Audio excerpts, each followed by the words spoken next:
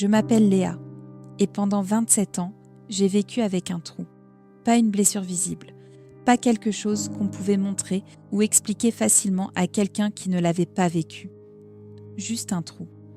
Une absence qui avait la forme d'un homme que je n'avais pas vu partir parce que j'avais 8 ans et que les adultes, à cette époque, ne pensaient pas encore à expliquer leurs décisions aux enfants. Mon père s'appelait Michel. Il s'appelle toujours Michel d'ailleurs. Les absents gardent leur prénom. Il était parti un matin d'octobre. Je me souviens du mois, mais pas du jour exact. Ma mémoire d'enfant avait conservé la couleur des feuilles dehors plutôt que la date sur le calendrier. Ma mère m'avait dit qu'il était parti pour le travail. Puis, quelques semaines plus tard, quand il était devenu évident que le travail durait vraiment longtemps, elle avait trouvé d'autres mots. Des mots d'adulte pour une réalité d'adulte que je n'avais pas les outils pour comprendre. Papa et maman ne vivaient plus ensemble. Papa habitait ailleurs maintenant. Papa vous aimait très fort, mais les choses étaient compliquées. J'avais 8 ans. Je ne savais pas encore que les choses compliquées pouvaient durer 27 ans. Ma mère avait tout porté. Je ne mesure vraiment ça qu'aujourd'hui, avec les années. Elle avait 2 enfants, un travail à temps plein, une maison à tenir et cette absence qui créait des questions auxquelles elle ne pouvait pas répondre parce qu'elle ne connaissait pas les réponses d'elle-même. Mon frère Théo avait 5 ans quand papa est parti. Il ne garde presque aucun souvenir de lui. Moi, j'en gardais quelques-uns. Trop peu pour construire quelque chose de solide, trop nombreux pour oublier vraiment. Je me souviens de ses mains, de grandes mains qui sentaient le tabac et la mécanique. Je me souviens d'une chanson qu'il fredonnait dans la cuisine, le dimanche matin, toujours la même, dont je n'ai jamais su le titre. Je me souviens d'un après-midi au bord d'un lac où il m'avait appris à lancer des pierres plates pour les faire ricocher sur l'eau.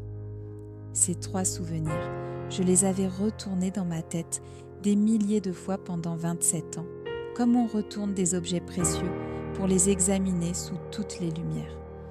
Les premières années, j'avais attendu. Les enfants attendent. Ils croient maman que les absences, mais ils ont une fin, que les personnes qui partent finissent par revenir parce que c'est comme ça que ça marche dans les histoires.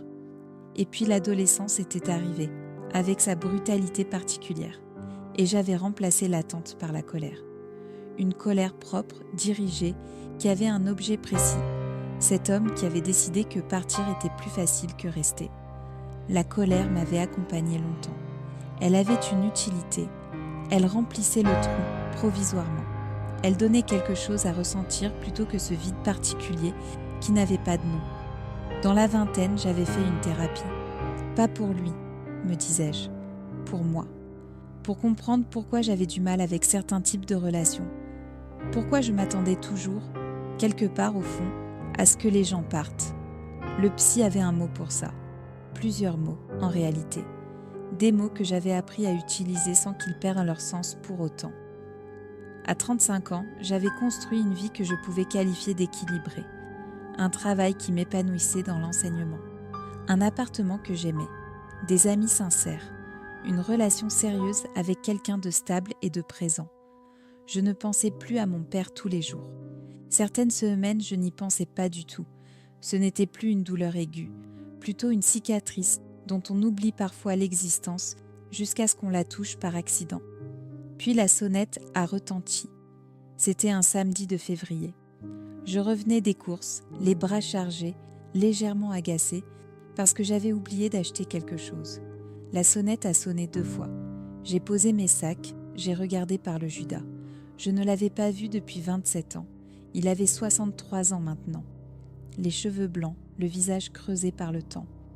Mais les mains, j'ai reconnu les mains quand il les a levées dans un geste maladroit qui ressemblait à la fois à une salutation et à une capitulation. Je n'ai pas ouvert la porte immédiatement. Je me suis assise sur le sol de mon entrée, le dos contre la porte, et j'ai attendu que mes jambes redeviennent stables. Il n'y avait aucun manuel pour ce moment, aucune préparation possible. 27 ans d'absence résumés en un coup de sonnette. Il a frappé doucement, une fois. Il a dit mon prénom, juste mon prénom, comme si c'était la seule chose dont il était certain. J'ai ouvert. Ce qui a suivi ressemble peu à ce qu'on imaginerait dans un film. Pas de larmes immédiates, pas d'embrassade, pas de réconciliation soudaine. Nous nous sommes regardés depuis le seuil pendant ce qui m'a semblé être une très longue minute. Et puis je lui ai dit d'entrer parce que je ne savais pas quoi dire d'autre. Il s'est assis dans mon salon et il a regardé autour de lui, avec cette expression particulière des gens qui cherchent des traces d'eux-mêmes dans la vie de quelqu'un qu'ils ont abandonné.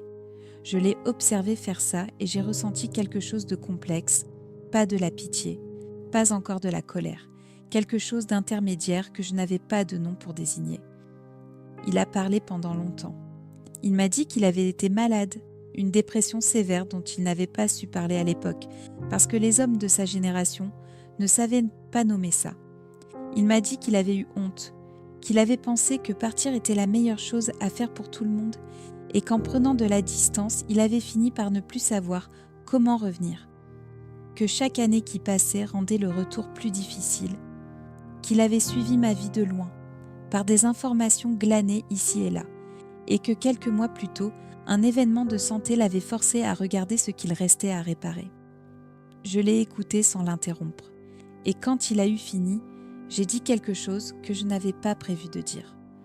Je lui ai dit que j'avais attendu qu'il revienne jusqu'à mes 12 ans, que de 12 à 20 ans, j'avais été en colère contre lui chaque jour, que de 20 à 30 ans, j'avais travaillé dur pour ne plus avoir besoin de lui dans ma tête, que maintenant, à 35 ans, je n'avais plus ni l'attente ni la colère, juste une fatigue tranquille pour tout ce qui n'avait pas existé.